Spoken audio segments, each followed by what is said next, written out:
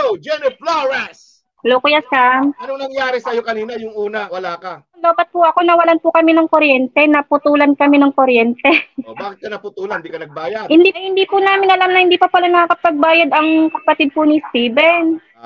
Ay, kanina po nagpunta yung nagpuputol.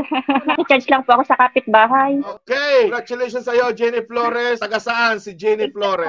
Taga San Jose, Batangas po.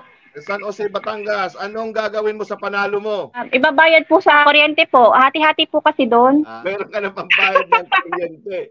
Timing na timing. Opo. Ang galing. That is watching talaga. Oh, thank you po talaga. Gawa po ng baby ko po kasi mamayang gabi, madilim talaga siya.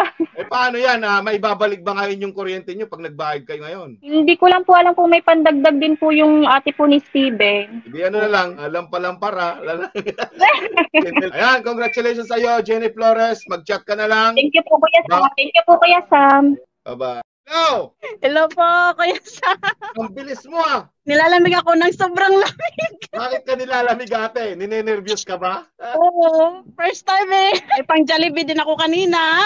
Wow! Jollibee tapos 500! Opa, Wow! pinagpawisan ako. Matagal ka na bang sumusuporta kay Sandat Vlog? Opo, Kuya Sam. Okay, taga saan po si Ate Manilyn? Cavite. Okay, anong Opo. bibilihin mo sa panalo mo ate? Magdi-dinner date kaming magpamilya. Wow! Tapos, hindi kami magsusugo.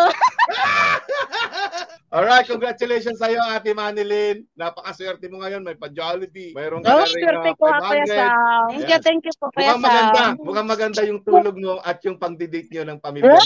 At syempre, Mas maganda lalo-lalo pagsusugo. at saka lalo-lalo na kay Mr. Okay po ate. Sige po, Kuya Sam.